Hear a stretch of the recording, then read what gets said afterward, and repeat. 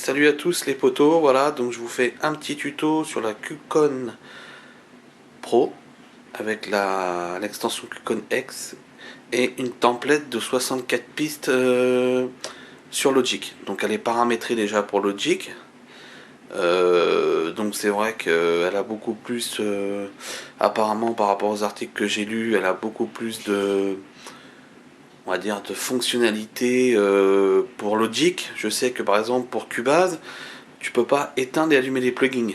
Tu peux soit les allumer et après les éteindre à la souris. Que là, sur le Logic, elle allume et elle éteint les plugins.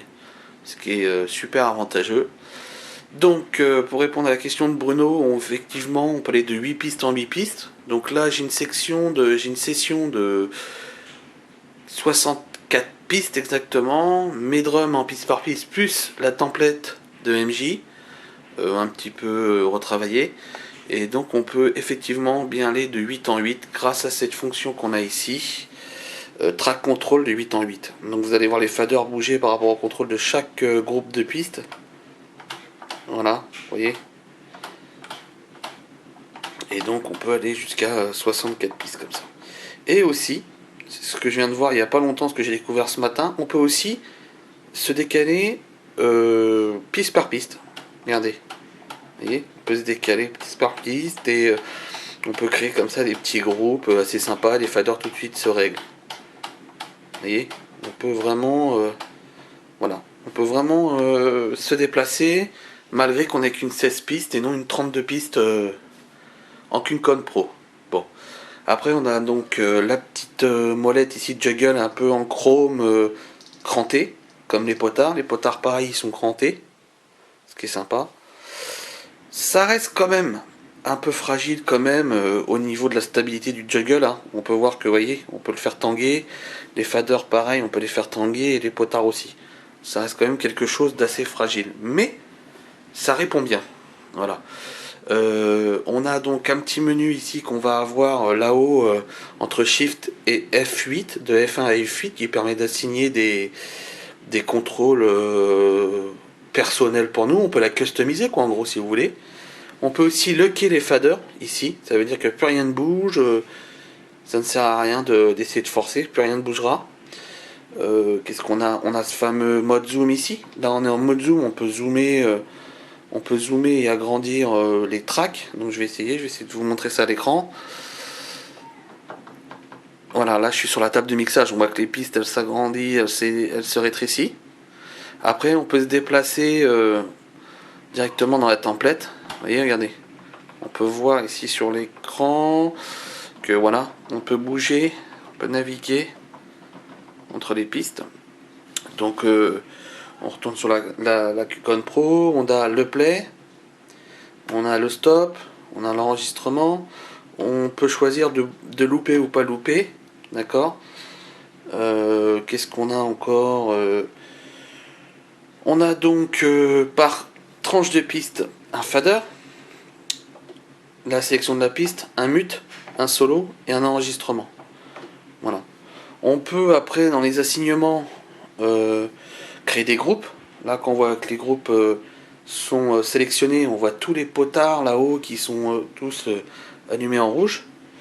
Et donc après on va choisir les pistes qu'on a envie de sélectionner dans chaque groupe. Par exemple toc toc toc toc toc toc. Voilà, là j'ai fait un groupe de 8 pistes. Pour les désélectionner, si je me prononce bien, c'est comme ça. Et là, le groupe disparaît. Voilà. Qu'est-ce qu'on peut dire encore? On peut dire que si on a créé des marqueurs sur notre session, ici, on crée le mode marqueur et on se déplace à travers la session. Voilà. Donc je vais vous montrer un exemple. Hop. Là, j'ai une template, un morceau un peu hip-hop reggae. Voilà, je vais baisser un peu le volume. Voilà, donc là, on est sur l'intro. Si on veut aller directement dans le couplet, on appuie 2 fois. Et voilà, et là, hop, on tourne dans le couplet. Si on veut aller retourner dans le refrain, on revient au niveau du refrain, vous voyez. Si on a envie d'aller dans le break, et bon, on peut aller dans le break tout en lecture ou tout en étant en arrêt. Hein. On peut faire les deux. Voilà, là on est dans le break et on peut louper sur le break. Et on peut aussi retirer la boucle et continuer après derrière. On a. Un super truc que je voulais montrer, c'était. Alors on peut sélectionner par tranche les plugins. Ça veut dire on peut mettre une équa de Logic. Derrière, on va pouvoir même sélectionner des plugs UAD. Par exemple, moi j'ai une UAD. J'ai envie de mettre une massive, une équa passive Monley. Bah je peux. J'ai juste à sélectionner ma piste. Ici par exemple. Tac, voilà. Ici j'ai donc mon synthé refrain. Donc on va faire une loupe avec le marqueur à l'entrée. Ici. On va le mettre en solo, par exemple. Donc on a un des claviers refrains en solo. On va aller sur l'assignement. On va mettre Equa. On appuie sur Equa et là qu'est-ce qui se passe? On a l'Equa qui apparaît de Logic. Voilà. Après sur le bandeau vumètre qu'on a ici, on a toutes nos fréquences qui partent de 30 Hz jusqu'à 17 000 Hz. Et après on peut donc par le biais de la navigation qui est ici, on peut s'amuser à voyager dans les fréquences. Ça veut dire que là par exemple dans mon premier bandeau qui est ici, on est sur du 30 Hz jusqu'à du 80 Hz. Parce qu'après ils ajoutent le volume, ils ajoutent le Q, comment on peut augmenter ou diminuer la courbe des fréquences. Et sur l'autre bandeau d'à côté de la QCon X, on monte jusqu'à 500. Donc après on peut plus, si vous voulez, moi je me disais merde, on peut plus aller jusqu'à 17 000 Hz. Et bah si, il y a juste à appuyer ici, hop, et voilà. Et là on se retrouve à 1200 Hz ici, jusqu'à ici à 17 000 Hz. Donc ça fait on a toute la plage de l'Equa. Voilà. Et donc c'est génial. Franchement je trouve ça super. Après donc pour choisir un autre plugin que Logic, ça veut dire qu'on vient ici. On va sur plugin, voilà. Et donc et voilà. Et donc là après on se retrouve avec la tranche et on peut insérer un plugin. Donc la fois tout à l'heure ce matin je l'ai fait. Là j'ai pu trouver l'astuce, faut que je me remette dessus, mais véridique, on peut essayer de remettre un autre plugin et même pas forcer de Logic. On peut aller chercher ça chez Cubase.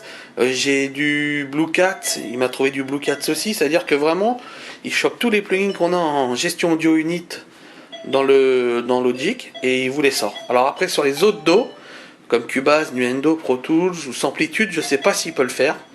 Mais en tout cas avec Logic, vraiment, on peut insérer n'importe quel plugin, n'importe où. On peut contrôler le plugin, que ce soit un compresseur, un equalizer, on a vraiment accès à tous les paramètres. C'est pas mal. Après, qu'est-ce qu'on a encore qu'on pourrait dire? On a bien sûr les automations, on peut créer des automations. On a tout un groupe d'automations sur Logic qui est là. On a les groupes, on peut arrêter ou réactionner l'automation. On peut créer un enregistrement juste au niveau du toucher du fader. Qu'est-ce qu'on a encore? On a aussi cette fonction là aussi niveau solo. Ça veut dire que par exemple, là, hop, je remets mon son. Et comme j'ai sélectionné mon clavier, si j'ai envie d'entendre mon clavier, j'ai pas besoin, si mon clavier est à l'autre bout de la table, j'ai pas besoin d'aller chercher le solo de d'abord. J'appuie ici et il va me mettre mon clavier tout seul en solo. Voilà, il n'y a pas besoin d'aller à l'autre bout de la table si on a une 32 fader. Voilà, donc j'espère que ça a répondu à vos questions. Au niveau des faders, ils répondent bien, ils s'éteignent bien tous en même temps. Ils sont pas décalés. On sent vraiment qu'il y a tout un tout ensemble. Quand on crée des groupes, on voit bien que les faders ils bougent tous ensemble, ils descendent tous ensemble. Je sais que quand je pose mon doigt sur un fader, il y a une petite LED bleue ici qui apparaît. Vous voyez, quand je touche, on voit une petite LED bleue qui apparaît. Donc ils sont bien tactiles, mais par contre, pour l'instant, j'ai pas encore trouvé l'astuce que si je mets mon doigt ici sur le master, ma piste sur l'écran qui est là, regardez, elle bouge pas, elle va pas au master. Elle reste bien ici sur le clavier. Donc je sais pas encore comment faire. Voilà. Sinon, c'est vrai qu'elle reste très complète pour le prix, je trouve. Ça reste quand même un produit assez sérieux pour du Made in China. Je trouve que c'est bien fait. Ça reste quand même encore une fois un petit peu fragile dans l'ensemble, mais vraiment c'est un super beau produit, il est bien fini. Il y a possibilité de mettre une carte son externe derrière. Vraiment pour 1700 et quelques euros, une 32 fader, franchement, voilà quoi, je veux dire, ça vaut le coup quand même, hein. Sachant qu'aujourd'hui les automations, surtout sur les modes comme l'électro, tout ça, ça se fait de plus en plus à la souris. Voilà, j'ai voulu me la prendre pour dire que c'était un petit plus et ça donnait un peu de la gueule au studio. Donc voilà, donc moi j'en suis content, ça marche bien. Voilà. Aussi une petite chose, c'est que quand vous l'installez dans votre dos, moi j'ai vu que j'avais mis Mackie Control pour la QCon Pro et j'avais mis Mackie Control X pour l'extension et ça marche pas. Il faut mettre pour chaque une Mackie Control pour la QCon Pro et une Mackie Control pour la QCon. Et là ça se fait. Voilà. Donc j'avais aussi les chiffres qui apparaissent pas la première fois parce qu'il fallait faire une mise à jour avec sur le site Icon pour mettre la. Moi c'était une version 1.1, il fallait mettre en 1.4 pour avoir tout le truc que ça fonctionne correctement. Voilà. Et vous avez vu, on voit vraiment les LED qui bougent vraiment, qui sont sensibles. Hein, on voit vraiment que c'est vraiment sympa, que ça réagit bien. Un petit bémol quand même, c'est que le vumètre, en fait, il y a beaucoup de vert, il y a 3 d'orange et il y a un rouge. C'est dommage, ils auraient pu faire un peu plus grand, mettre un peu plus de vert, un peu plus d'orange et un peu plus de rouge. Voilà, c'est. Mais sinon, c'est super bien. La course est bien finie, les vis, elles sont bien en face des trucs, des faders. C'est vraiment sympa, c'est propre, c'est vraiment sympa. Franchement, c'est vraiment sympa, quoi. Et on peut voir que sur les potas, il y a différentes couleurs. Là, par exemple, si je passe en équal, elles sont rouges. Si je passe en sand, pareil, elles sont rouges. Par contre, dès qu'on passe en pan, surround, là, voilà, elles sont vraiment violettes pour bien montrer que j'ai fait aucune panne encore dans ma session et qu'on reste bien encore dans le milieu. Et qu'on peut aussi changer à tout instant. Par exemple, si là, je vais mettre un pan ici de ce côté-là, vous voyez, la LED, elle redevient rouge. Si je le remets dans le milieu, hop, elle devient violette. Rouge et violette. Donc voilà, il y a plein de lumière. Le soir, c'est sympa, parce que ça fait plein de lumière. Mais bon, ça reste comme un produit assez sérieux quand même. Je trouve que pour le prix, c'est sympa quand même. Voilà. Bon bah j'espère que le tuto, il vous va. Que j'ai assez bien expliqué les choses. S'il y a d'autres questions sur le forum, bah n'hésitez pas à me poser des questions. Et puis voilà. Je sais que sur Audiophonzine, il y a aussi Ranger qui est pas mal aussi, qui a fait des bons tutos au niveau écrit là-dessus.